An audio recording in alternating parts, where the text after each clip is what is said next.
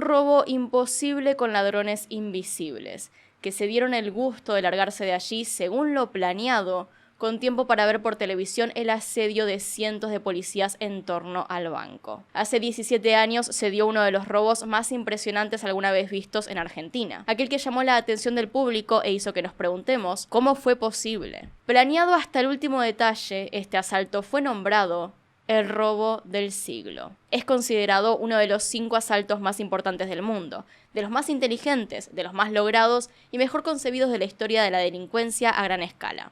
Hoy les voy a explicar a gran detalle, de principio a fin, este capítulo de nuestra historia, este gran crimen. ¿Se acuerdan que les dije que el final del especial de fin de año / Navidad iba a ser largo? Bueno, al final son 2 partes, así que disfruten. Ahí arriba en la que está en pantalla pueden ver el resto de mis casos. Acá abajo tienen mis redes sociales por si quieren seguirme en alguna de ellas.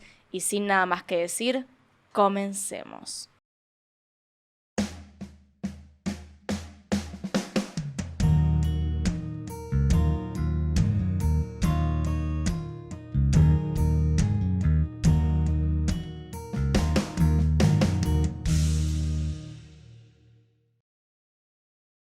Al mediodía del 13 de enero de 2006, lo que parecían ser solo 5 ladrones intentaron robar el Banco Río de Acasuso, ubicado en zona norte de Buenos Aires, Argentina.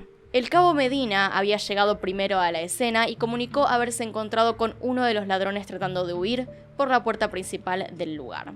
Gritándole que se detuviera, logró que el desconocido retrocediera.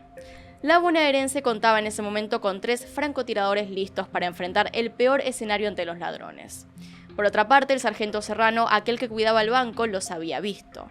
Según él, parecían muy peligrosos. Eran 4 y llevaban armas de puño y granadas. Durante un tiempo estos ladrones lo habían retenido, pero al dejarlo ir, Serrano le contó al teniente a cargo de Fuerzas Especiales Halcón que le habían devuelto su arma. Un detalle que le parecía llamativo. Los oficiales rodearon el banco sabiendo que los ladrones seguían estando adentro sin posibilidad alguna de salir. Las opciones eran entrar y terminar con el asunto por la fuerza o esperar a que se entregaran pacíficamente. Luego de un tiempo, uno de los rehenes logró llamar a su hermana diciendo que hacía un rato no escuchaba ruidos. Este fue el pie para que finalmente la policía tomara una decisión. Por fin, en ese momento, ingresaron para sacar a los ladrones por la fuerza ante la falta de respuesta, mientras afuera los periodistas esperaban expectantes. En cualquier momento la situación habría terminado. Lejos de eso, al entrar la policía se dio cuenta de que no había nadie. En la planta baja no habían dejado rastros, apenas quedaban los rehenes. En el primer piso ocurría lo mismo. En el subsuelo, en el entrepiso, en los distintos cuartos, nada. Pero, ¿cómo podría ser? Claramente no podían desaparecer en el aire. Así que mandaron a revisar a todos los rehenes creyendo que se habrían camuflado entre ellos, pero no había signos de que alguno fuera partícipe. En el subsuelo se encontraba la bóveda del banco, el lugar más importante para los ladrones. La mayoría de las cajas de seguridad habían sido vaciadas, y como único recuerdo de lo que pasó, se encontraron una nota dejada por el líder de la banda, la cual decía: "En barrio de ricachones, sin armas ni rencores, es solo plata y no amores". Y mientras ellos los buscaban, pensando que podían seguir estando cerca, los delincuentes se encontraban cómodamente frente a sus televisores viendo la operación. A 20 kilómetros al norte de la capital federal, en Buenos Aires, Acasuso es un barrio muy pintoresco de San Isidro. Casas grandes y bien cuidadas, caritas de seguridad, cámaras y autos caros se pueden ver por todas partes. La calle por la que la mayoría de autos pasan, Libertador, está llena de árboles y locales de gastronomía. Es un lugar en el cual se puede pasear un rato y comer para después visitar el río, que queda tan solo a unas cuadras. Y es justamente este detalle uno de los más importantes en esta historia. La calle Perú es conocida por ser una de las que desemboca en la orilla del Río de la Plata. Quizá algunas personas más bien conozcan la zona como Perú Beach. Es acá que se encuentra el desagüe pluvial que haría posible el atraco. El que depositó dólares recibirá dólares. Está claro que Argentina no es el único país que le tiene un cierto desprecio a los bancos, a la burocracia y a quienes se benefician de estos. Pero ese desprecio es especialmente fuerte en este país gracias a la crisis del 2001, el corralito, aquel que con el supuesto de evitar un colapso financiero impidió a los ahorristas más tarde sacar su dinero de los bancos. Cuando mejoró la situación económica, los bancos recuperaron su fortaleza, pero miles de personas se quedaron sin su plata y por la devaluación se tuvieron que conformar con pesos en lugar de los dólares que habían depositado. Esta es una situación que dejó a muchos ciudadanos endeudados y sin la posibilidad de recuperarse. Es por eso quizá que a veces se puede llegar a considerar como justicia el robar un banco sin dejar heridos, el sacarle a aquellos que más tienen, una ideología parecida a la de Robin Hood. Esa forma de pensar fue justamente la que llevó a Fernando Araujo a crear un plan casi perfecto. El líder siempre mantuvo un perfil bajo. Tenía un dicho: la virtud que se sabe virtud se anula. Había nacido en las calles de San Isidro en una familia acomodada. Era uno más de los que paseaba en bicicleta, tomaba aire en las costas del Río de la Plata y comía en los restaurantes del barrio. Es decir, en muchos niveles, este no era un típico delincuente. Era más bien uno de los ricachones. Era fornido, de 1,80 m, de cabello castaño y ojos verdes. Se hacía y se hace en realidad muy fácil imaginárselo en una oficina como gerente. Le gustaba la música clásica y el rock. Este era Fernando Araujo. Se egresó como técnico electrónico del Colegio Industrial de San Isidro. Después de esto cursó 2 años en la Facultad de Ingeniería y 1 año en la licenciatura de Física en la Universidad de Buenos Aires. Era un estudiante responsable y participativo. Venía de una familia de profesionales bien acomodada, nunca le faltó nada. Ninguna persona de su círculo había tenido relación con el ambiente delictivo, de hecho. A los 11 tomó la comunión y a los 18 dejó de creer en Dios. Era un apasionado de los deportes de aventura. Entre sus hobbies se encontraban la astronomía, el ajedrez y las artes plásticas. Él solía pintar cuadros y gran parte de su vida la dedicó a desarrollar nuevas técnicas, mientras fumaba cannabis y escuchaba a Mozart. Desde muy chico se sintió tentado por tomar cosas sin permiso y cometió varios hurtos. El primero, según él, fue a sus 5 años. Iba al jardín de infantes del Colegio San Nicolás de San Isidro. En el recreo sacaba plata de la cartera de su maestra y luego la gastaba en el kiosco de la escuela. Después de hacer esto varias veces, la maestra los sentó a todos y explicó que no sabía quién era el que estaba haciendo esto, pero que eso no se hace porque está mal tomar cosas que no son suyas. Araujo le preguntó en ese momento si sabía quién podía ser el ladrón, a lo que la maestra respondió: no sé, Fernandito, yo sé que vos no sos, pero este año entraron muchos chicos nuevos. Araujo entonces se sorprendió porque nadie sospechaba de él.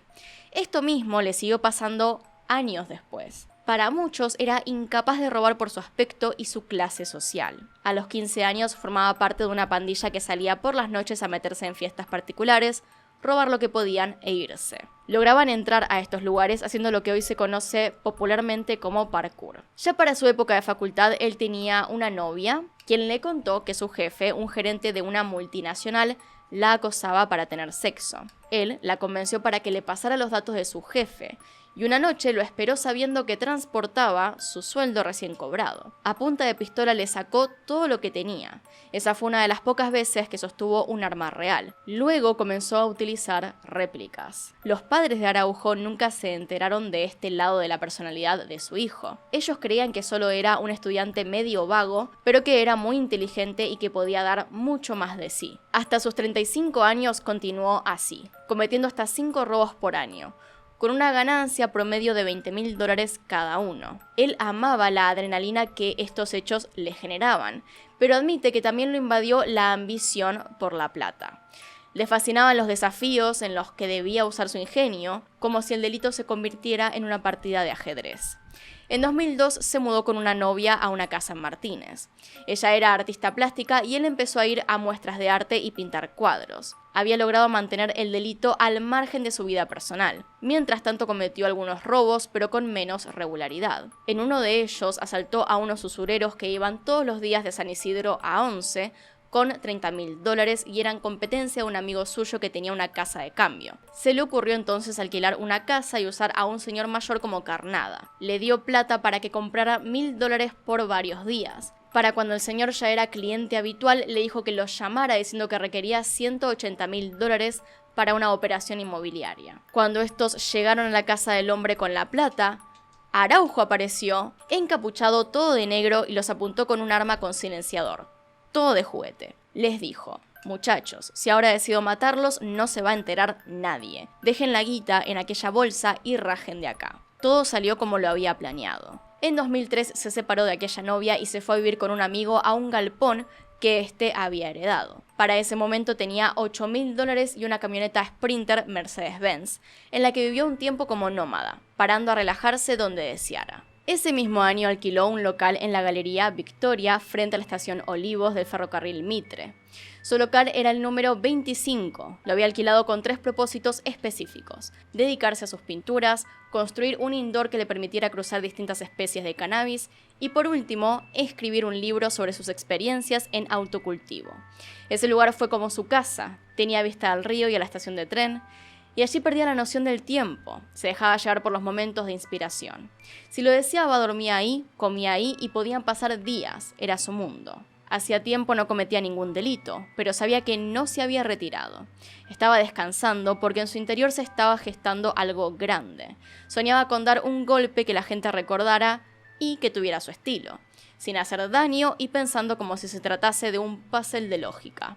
No sabía qué era eso que iba a hacer, pero sabía que tenía que ser algo muy grande y artístico. El primero en conocer sus intenciones fue su psicólogo. Hacía años que mantenía tratamiento y no le ocultaba nada a su especialista. Le dijo que quería robar un banco y que de hecho lo iba a hacer, y llegó a la conclusión junto con el psicólogo de que esto lo hacía porque un banco representa poder, y que aparte su intención era que esto afectara a la institución en sí, al banco, y no a los clientes, quienes después, de todos modos y como venía planeando, serían resarcidos económicamente.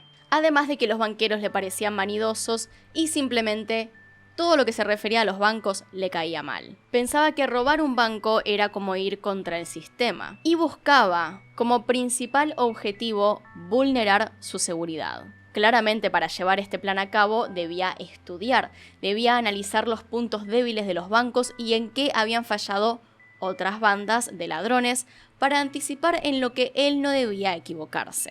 Además, quería que su robo fuera distinto a todos los que había visto antes y que fuera algo especial. Sabía que jamás podría matar. A lo sumo era capaz de apoyar una pistola sin balas en la espalda si una víctima se ponía pesada. Otra opción era calmarlo con una palmadita y decirle: tranquilo, todo va a estar bien. O como mucho, si nada de eso funcionaba, usaría algunas de sus técnicas marciales para reducir al individuo. Eso era realmente lo que estaba dispuesto a hacer. En Argentina ocurrió un hecho emblemático que marcó un antes y un después. La masacre de Ramallo ocurrió el 17 de septiembre de 1999. En el asalto a un banco, una banda tomó de rehenes al gerente y a su esposa. Los usaron como escudo humano para intentar escapar en un auto, pero la policía de todas formas tiró a matar. 46 balas dieron en el auto, matando al gerente y a los ladrones. El tema estaba latente en la sociedad y ningún gobernante quería arriesgarse a soportar el costo político de pasar nuevamente por algo así. Por lo tanto, él sabía que si había rehenes, probablemente no les harían nada. Por esos días vio unas 15 películas sobre robos a bancos. Imaginó el primer plan: alquilar una casa a metros de un banco, dentro de lo posible en la misma cuadra, cavar un túnel hasta una de las paredes del subsuelo, hacer un boquete y una vez adentro desplazarse hasta la bóveda para abrirla. El primer inconveniente serían los sensores infrarrojos de movimiento. Comenzó a hacer algunos experimentos en su atelier, compró un equipo de alarmas para poder entender cómo funcionaban. Descubrió que si se metía en una bolsa de dormir, los infrarrojos no podían detectar su calor, y de esa forma podía evadirlos sin problema.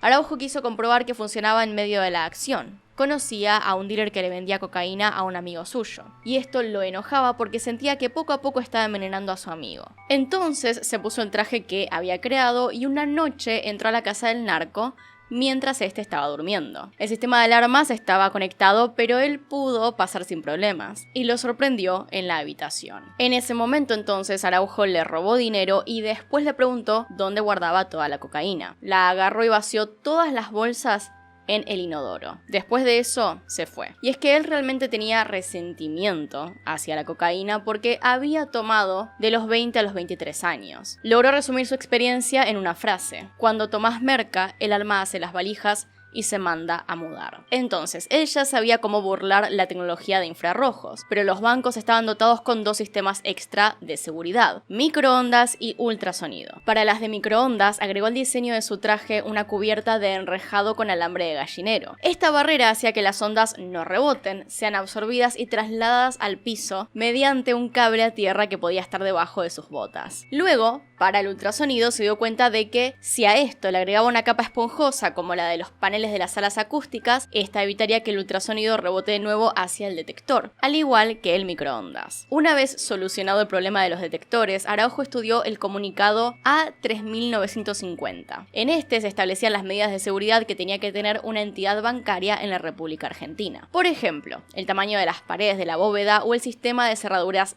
triple cronométrica de la puerta principal, que requería de 3 llaves programadas. Una la tenía el contador, otra el tesorero, la última el gerente, y solo podían usarse de lunes a viernes de 9:30 de la mañana a 15:30. Y si estaban las 3 llaves al mismo tiempo, por supuesto. También en este comunicado se detallaban los sensores que detectaban en 4 metros a la redonda los cambios de temperatura y ruidos sísmicos. Estos estaban colocados tanto en piso como en el techo y las 4 paredes del cuarto de bóveda. Es decir, que no se podían intentar agujerear ni con una lanza térmica, amoladora o martillo hidráulico. También había muchas medidas de seguridad en caso de un robo express, para cuando el banco está abierto al público, como por ejemplo, pulsadores. Pero Araujo se dio cuenta de que no existía un sistema de seguridad por si los 2 robos ocurrían al mismo tiempo, es decir, un boquete y el robo express. En horario bancario, la puerta con cerradura triple cronométrica estaría abierta y los sensores apagados. Podía construir un túnel, pero no para entrar, sino para salir.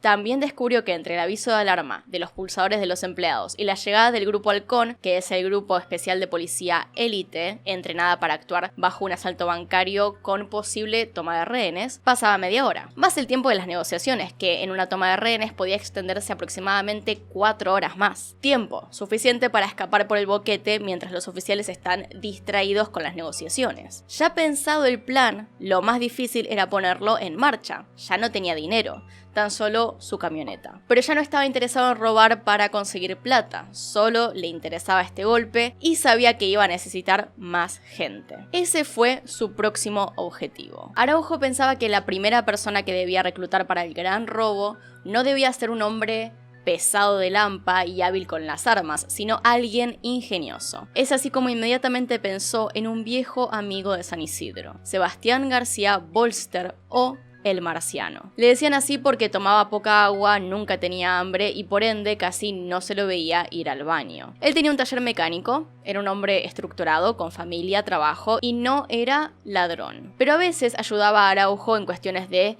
técnico-mecánicas para algunos de sus proyectos. Luego de contarle su plan al Marciano, la primera respuesta fue: te van a cagar a tiros, se te voló la tapa de un cilindro, ni en pedo me meto en eso. Normal. Araujo insistió y trató de convencer a su amigo de que a él solo le iba a tocar cuestiones técnicas, construir algún aparato y que no hacía falta que esté en el banco el día del robo. Sin embargo, Marciano volvió a decir que era una locura y que no pensaba ayudar. De todas formas, Araujo se fue contento. Conocía a su amigo y estaba seguro de que cuando lo pensara con más tranquilidad, estaría dispuesto a ofrecer su taller. Araujo tenía en mente 2 barrios como mejores opciones para el robo. El primero era Barrio Parque, una zona de mansiones y embajadas donde vivían famosos, empresarios y políticos, lo que aseguraba que dentro de la bóveda podría esperarse un gran botín. El único problema es que estaba muy custodiada, con policía privada en las esquinas. La segunda opción era el barrio de Acasuso. Este era un barrio mucho más familiar para él. Sus clientes también tienen un gran poder adquisitivo. Esto a él también lo dejaba tranquilo porque suponía que esas familias no sufrirían tanto por el tiempo que tendrían que esperar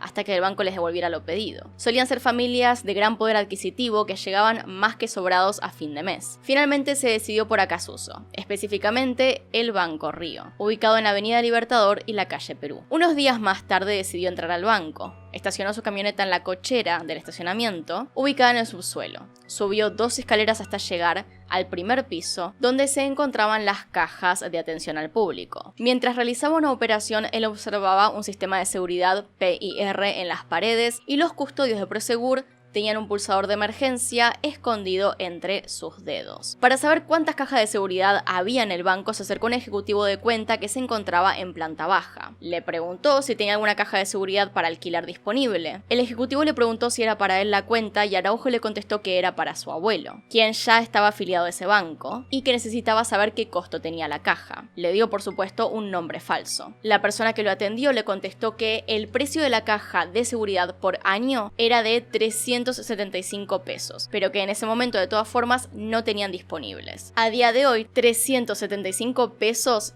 son aproximadamente 50.000 pesos, para que se den una idea de cuánto pagaban una caja de seguridad en ese tiempo. El ejecutivo también le dijo que estaban las 400 cajas ocupadas y que si quería le podía dejar un teléfono para que cuando se desocupara una, le avisara. Araujo le dio un teléfono falso y continuó preguntando algunas cosas. Dijo que su abuelo se movía en silla de ruedas y que se imaginaba que no tendría problemas para subir al primer piso cada vez que necesitase usar las cajas. A lo que esta persona le responde: no señor, las cajas no se encuentran en el primer piso, están en el subsuelo. Por el estacionamiento que hay allí va a poder entrar sin problema. Entonces, Araujo salió con datos increíblemente valiosos de esa conversación. Sabía que había 400 cajas y que estaban en el subsuelo. En otra oportunidad volvió con su camioneta al garage del banco. Cuando bajó del vehículo notó que una de las puertas de los cuartos del subsuelo estaba abierta. Entró y vio a una mujer cambiándose. Era la empleada de limpieza. Se disculpó diciendo que se había confundido la entrada y se fue. Ese cuarto le resultaba perfecto para el túnel. Cuando empezara a cavar, tendría que asegurarse de apuntar a ese cuarto de limpieza. Era poco transitado, no contaba con ningún sistema de seguridad en su interior, era perfecto. En octubre de 2004 comenzó a buscar alguna casa para alquilar. Debía encontrarse a 4 cuadras del banco. Él sabía que la policía, cuando rodeara el banco, haría un cordón de seguridad de 200 metros a la redonda del establecimiento, por lo cual, si la casa donde se cavaría el túnel no se encontraba a una distancia mayor, correrían peligro de quedar atrapados dentro del cerco policial. Encontró una casa sobre Avenida Libertador que parecía ser la indicada. Era costosa, salía $2.000 mensuales. Decidió vender su camioneta y así poder disponer de más dinero para el plan. Pasados unos cuantos días fue a ver a su amigo Marciano. Le contó que había encontrado una casa para alquilar y que había que hacer un túnel de 400 metros. Evidentemente Marciano en ese punto no estaba convencido para nada del plan. Pero Araujo había avanzado tanto en esa semana que ya no podía detenerse. Un día, él se encontraba paseando por Olivos con su bicicleta cuando vio a un grupo de operarios trabajando en una obra pluvial. Decidió hablar con los obreros para tratar de averiguar más sobre la composición de la tierra en esa zona. Se hizo pasar por un estudiante de arquitectura de apellido Salvatore y comenzó a hacer preguntas. Descubrió que utilizaban un sistema de construcción llamado túnel Liner. A su paso, en la superficie sobre la calle, iba dejando un rastro de tapas de cemento redondas con una distancia de 4 metros entre una y otra. También supo que la tierra es firme y no hace falta apuntalar las excavaciones. 2 días después, por la tarde, se dispuso a caminar por las cuadras del banco, intentando calcular cuánto tiempo podría tardar en hacer el túnel, pero de golpe notó algo en medio de la acera que llamó su atención. Se dio cuenta que esas marcas o tapas de cemento que había visto en la construcción del desagüe también se encontraba sobre la calle Perú, a unos cuantos metros del banco. Una seguida de la otra eran las marcas del sistema de construcción de un túnel Liner. No podía creer que lo que estaba viendo era un desagüe pluvial subterráneo que corría exactamente por la misma calle del banco. Venía por la calle Perú, cruzaba Avenida Libertador y seguía por Perú hasta desembocar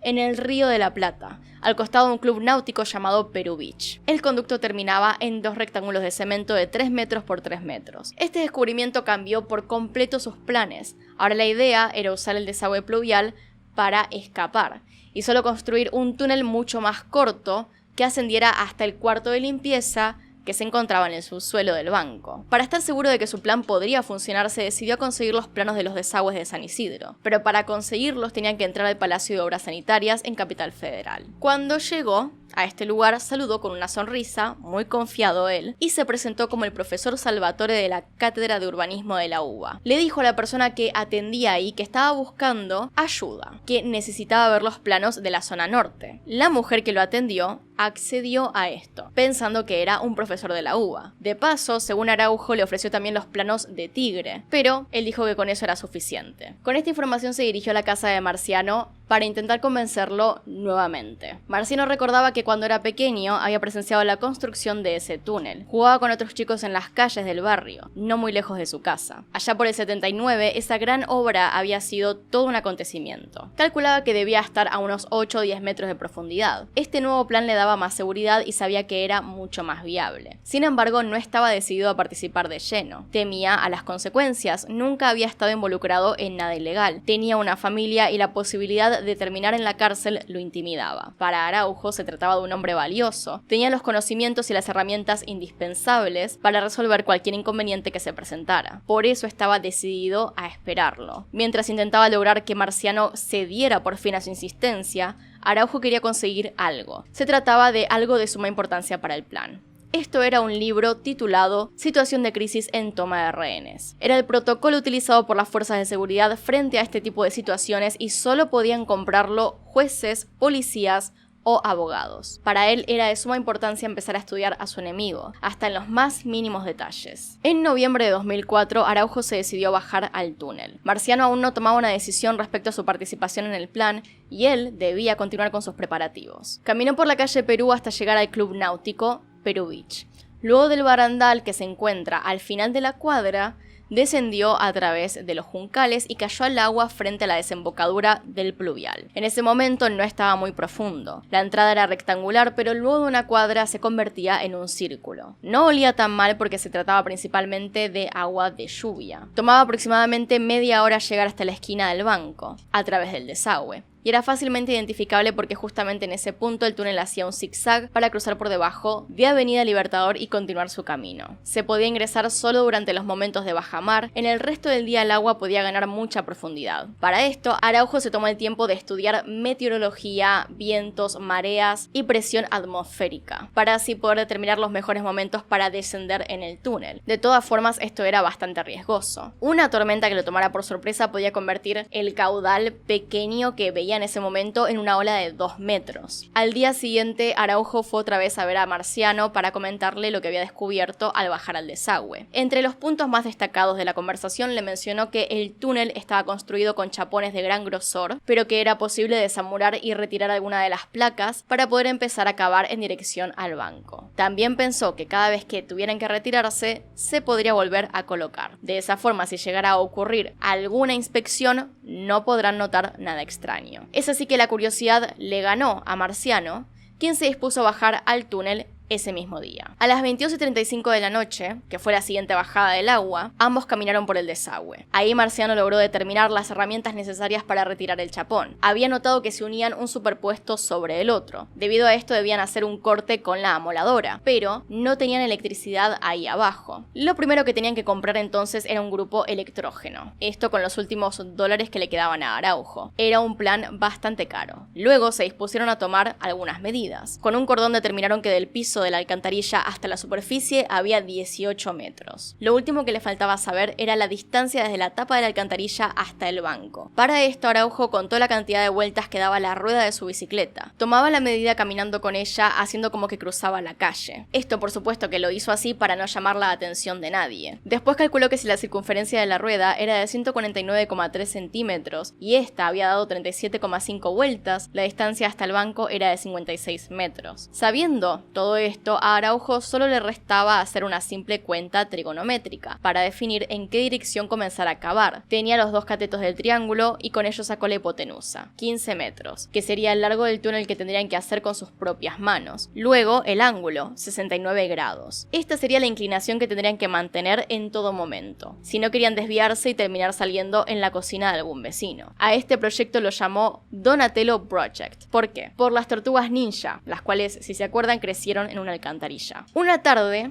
quisieron entrar al banco para sacar más información. Como Marciano era cliente del Banco Río, pensaron que sería una buena excusa para ingresar sin llamar la atención. Lo que no sabían era que el día anterior un grupo llamado Comando 9 de Julio había asesinado a un guardia del Citibank, y esto había provocado que las medidas de seguridad se vieran reforzadas en la mayoría de los bancos. Araujo entró tranquilo con una cámara profesional colgada del cuello. En un momento se sentó en los sillones de espera y comenzó a sacar fotos del interior del banco. Esto provocó que al cabo de un rato rato, 2 oficiales se acercaron a él a aclararle que estaba prohibido sacarle fotos al establecimiento. Pero él le respondió que su cámara no funcionaba y mientras los distraía mostrándoles el menú de su cámara digital, lo cual para esa época 2005 más o menos era una novedad. Logró sacar la memoria SD y guardarla en el bolsillo de su campera. Los oficiales entonces, como dije, una novedad, no sabían muy bien cómo funcionaba este aparato, así que observaron un poco el menú y no vieron ninguna foto. Por lo tanto decidieron comenzar a revisarlo a él. Lo llevaron al baño y ahí le pidieron que se desvistiera. Entre sus pertenencias se encontraba el cuaderno de anotaciones, donde él realizaba sus dibujos del túnel y los planos del banco. Trató de mantener la calma y mencionar que era artista, como para desestimar la importancia de todos aquellos dibujos. Por fortuna para él,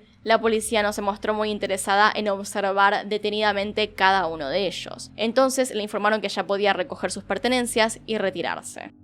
Para trasladar el grupo electrógeno al desagüe iban a requerir un tercer integrante. Este era muy pesado y ellos no contaban con un vehículo. Por ese tiempo el líder comenzó a pensar en posibles candidatos para sumar al plan. Finalmente se decidió por intentar reclutar a una leyenda del delito, el Dr. de Bausa, el cual es un nombre ficticio, por cierto. Él había cometido grandes crímenes en Argentina durante los años 80. Mientras estuvo en prisión, terminó su doctorado en sociología. El plan pareció agradarle desde un principio, en especial cuando escuchó que pensaban asaltar el banco sin armas. Su única condición era tratarse de entre ellos por alias, no hablar de sus vidas privadas ni familiares. Él quería realizar su trabajo bajo la mayor discreción que fuera posible. Una vez de acuerdo, se pusieron en marcha para bajar el generador eléctrico al desagüe. Bausa los alcanzó en su auto, bajaron el motor con sogas y luego Marciano y Araujo lo cargaron hasta posicionarlo justo debajo del banco. Luego Marciano conectó su amoladora a esta y comenzó a cortar la chapa. Le tomó varias horas, pero cuando terminó quedó una prolija compuerta de 1 metro por 1 metro, la cual se podía retirar y colocar mediante unos bulones. Esto protegía el túnel del agua para que no se derrumbara y a su vez volvía prácticamente invisible su entrada. Para el 5 de diciembre de 2004, Araujo había avanzado bastante con algunos puntos de su estrategia. En principio había adquirido un escáner de frecuencia policial y un equipo de radioescucha profesional, que podía grabar todas las conversaciones de las frecuencias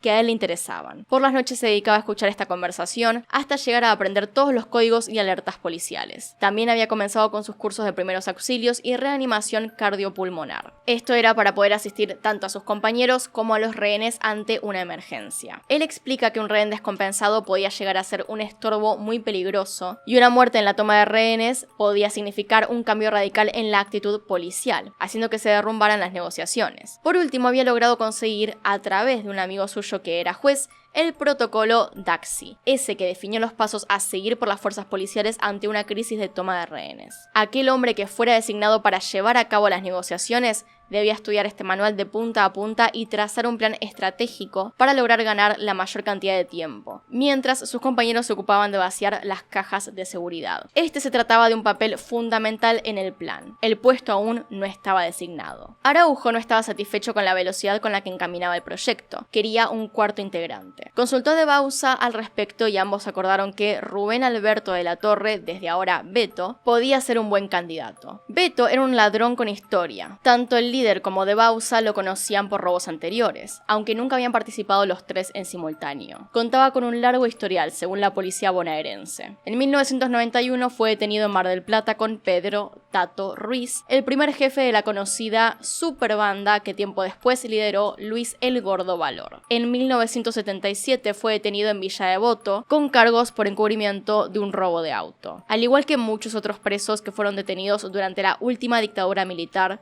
fue torturado para que confesara los hechos que, según él, no había cometido. También cuenta que lo torturaron delante del juez de su causa. En la cárcel de Devoto conoció a un hombre apodado Cebolla o Pablo Pérez, un joven que se quitó la vida en esa prisión y de hecho el Indio Solari homenajea en su tema Pabellón Séptimo. Beto solía usar peluca para cambiar su apariencia en los asaltos. De Bausa fue quien se encargó de convocarlo. Él aceptó, ya que le parecía un plan espectacular. El único problema era que sufría de gota, un tipo de artritis. Esta es una enfermedad que provoca hinchazón de pies y dificultad para caminar. Así que se dedicó a ser de conductor, para que el resto del grupo pudiera estar libre de bajar al túnel cuando lo necesitasen. Los primeros en comenzar el túnel fueron Araujo y de Bausa. El grupo electrógeno estaba colgado del techo para que no se mojara, a casi 3 metros de altura. La compuerta que había construido estaba a 2 metros de altura y se abría desajustando unos bulones. Habían llevado unas piquetas. Su primer objetivo era lograr construir una recámara de 1 metro por 2 de ancho por 2 de alto, que más tarde serviría para poder almacenar el generador eléctrico, equipamiento. Desde allí podían trabajar más cómodos y comenzar con el corredor con 69 grados de inclinación y 1 metro de diámetro. Sin embargo, todo esto aún era en la teoría, porque en la práctica ese día, luego de horas de picar, solo habían avanzado unos cuantos centímetros. La tierra a esas profundidades era tan dura como la piedra y a ese paso no iban a terminar nunca. Por cierto, cada hora que pasaban allí estaban totalmente incomunicados. Ninguna señal de radio ni celular lograba internarse hasta donde ellos se encontraban. Esto los hacía correr un gran riesgo. Al desconocer las condiciones climáticas del exterior, en cualquier momento podía sorprenderlos una gran ola provocada por alguna tormenta repentina. Prácticamente sería una muerte asegurada. Por esta razón fue que decidieron comprar un martillo electroneumático. Con esta herramienta conectada al generador eléctrico, Araujo solo pudo hacer prácticamente el cuarto completo, en tan solo 6 horas. Días después, con la ayuda de Bauza, terminaron de pulir los últimos detalles de la recámara. Ya para poder comenzar el túnel, Araujo se las ingenió para construir un teodolito casero, que sería una herramienta utilizada por los agrimensores para calcular inclinaciones de las superficies y distancias. Esto lo realizó con un puntero láser y el trípode de su telescopio. Una vez calibrado a 69 grados, corroboró que el instrumento mantenía un gran nivel de exactitud. Araujo igualmente sentía que aún faltaba personal para llevar a cabo el plan, sobre todo porque últimamente él era el único que bajaba periódicamente a continuar con la excavación. Marciano solo se veía interesado cuando se trataba de resolver algún asunto sobre ingeniería mecánica. De Bauza no parecía disponer de mucho tiempo por asuntos personales y Beto no podía caminar más de 100 metros por su enfermedad. De Bauza nuevamente tenía el candidato perfecto para el perfil que Araujo estaba necesitando. El compañero ideal, según sus propias palabras. En mayo se sumó como quinto integrante de la banda Marito o el Uruguayo. Él venía de una familia católica. De mayor recayó en las drogas, el juego y la timba. Se enamoró de una mujer que lo apoyó y ayudó a levantar cabeza, pero al poco tiempo falleció. El robo parecía ser su salvación para salir del círculo de decadencia. Y de hecho, solía decir: yo robo para hacer, no para tener. En una época, él se dedicó a ser hombre araña, un tipo de ladrón que escala edificios mientras no están los dueños, y comete sus robos ingresando por los balcones abiertos y las ventanas sin seguro en los departamentos. Era capaz de subir una cantidad de pisos increíbles. Según se dice, una vez logró entrar al edificio de Mirta Legrand, una mujer famosa de la televisión argentina, y mientras ella no estaba en la casa logró llevarse unas cuantas joyas de la caja fuerte. Al momento que Araujo planeaba el gran robo, Marito parecía tener una vida más estable, dirigiendo una compañía con camiones y entregas. Marito en un principio se había sumado para hacerle un favor a De Bauza, pero enseguida se vio convencido por el plan de Araujo. Compartía sus ideales de no violencia y se dispuso a comenzar cuanto antes. No era un hombre muy alto. A cambio de eso, era fuerte e incansable. No consumía sustancias, disponía de mucho tiempo y podía aportar dinero en caso de ser requerido. Rápidamente se hicieron muy cercanos con Araujo. A los pocos días lo llevó a conocer el túnel. Luego de caminar los 850 metros que separaban el ingreso del pluvial con el banco,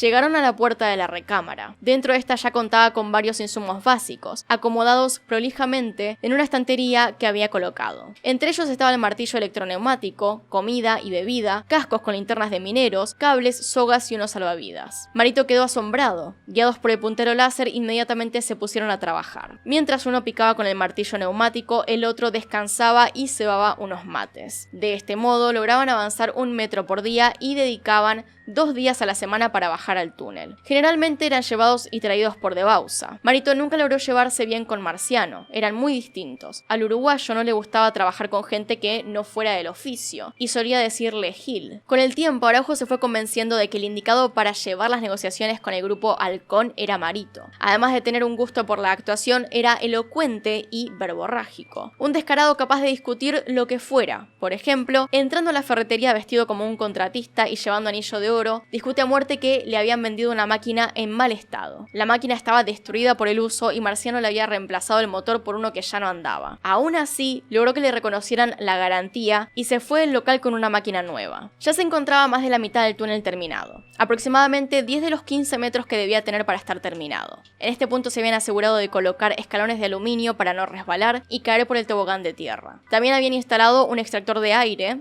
que enviaba oxígeno mediante un caño PVC hasta lo más alto de la excavación. En el transcurso del proyecto se habían enfrentado con algunos altercados, como desmoronamiento, aumentos repentinos de la marea o diluvios que provocan la inundación del pluvial. Algunas de ellas situaciones de mucho peligro, en las que la salida del desagüe quedaba bloqueada por el río, con Araujo y Marito aún encerrados en la recámara del túnel. Pero ellos, superados estos obstáculos, habían llegado a un punto donde ya tenían señal nuevamente. Podían comunicarse a través de los handys y usaban el seudónimo Discovery para los que se encontraban bajo tierra y Houston para los que transmitían desde el auto. Unos días más tarde el martillo golpeó con una pared de concreto. Habían llegado a la civilización, pero aún faltaba comprobar si los cálculos de Araujo habían sido correctos. La limpiaron bien y construyeron una segunda recámara en ese punto. Este nuevo cuarto contaba con 3 paredes de tierra, una de material que suponían era del banco, un agujero en el piso de 80 centímetros de diámetro que corresponde al túnel y el techo se encontraba a 1,5 metros del asfalto de la vereda. Araujo no estaba muy seguro de cómo confirmar la ubicación exacta en la que se encontraba esta recámara, hasta que Marciano ideó la solución. Compró una varilla de 2 metros y le soltó la mecha del taladro eléctrico en la punta, para crear una mecha que fuera capaz de atravesar el techo de la recámara y llegar hasta el piso de la vereda. De esa forma podrían señalizar su ubicación. Esperaron al domingo para poner su estrategia en marcha. Beto estaba con su moto en la vereda del banco, prestando atención a las baldosas del suelo, por donde tendría que salir la mecha que Marciano estaba utilizando para traspasar el techo de la recámara. Justo muy cerca de la rueda de su moto, comenzó a ver la cabeza de la mecha sobresalir. En efecto, este era el lugar correcto. Más tarde por la noche Araujo se encargó de algo que le preocupaba. Esto era el pequeño daño que había quedado en la baldosa. Mucha gente pasaba a diario por ese lugar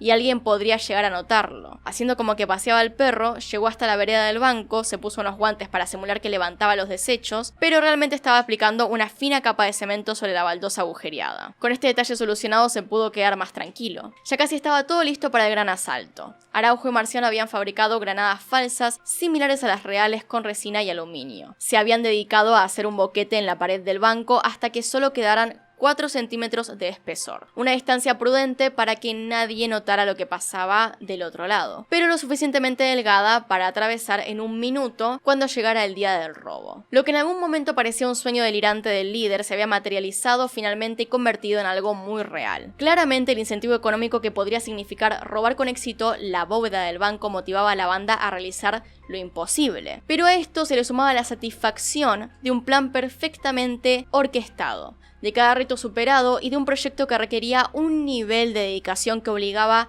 a los autores a encariñarse con ese oscuro túnel y su acogedor cuarto de 2x2, donde las horas y los mates pasaban sin prisa y del que nadie sabía nada. Así que bueno, eso es todo por hoy. Hasta acá llegamos con este video, esta parte del video. Esta es la primera parte del robo del siglo. En la próxima parte vamos a ver cómo se desarrolla el asalto, qué pasa después y cómo sigue la vida de este grupo de delincuentes tan particular. Les dejo de vuelta mis redes sociales acá abajo por si quieren ver. También ahí aviso cuando sale algo, cuando agarro la pala por fin, cuando estoy atrasada con algún proyecto, con alguna cosa. Así que si quieren seguirme, no sé, en Instagram, pueden hacerlo. Ahí están mis redes sociales. Acá están los Patreons y los miembros del canal. Gracias por apoyarme a través de esos medios. Y sin nada más que decir, acá les dejo un video nuevo. Acá tiene un video recomendado. Se pueden suscribir haciendo clic en mi cara y nos vemos en otro video.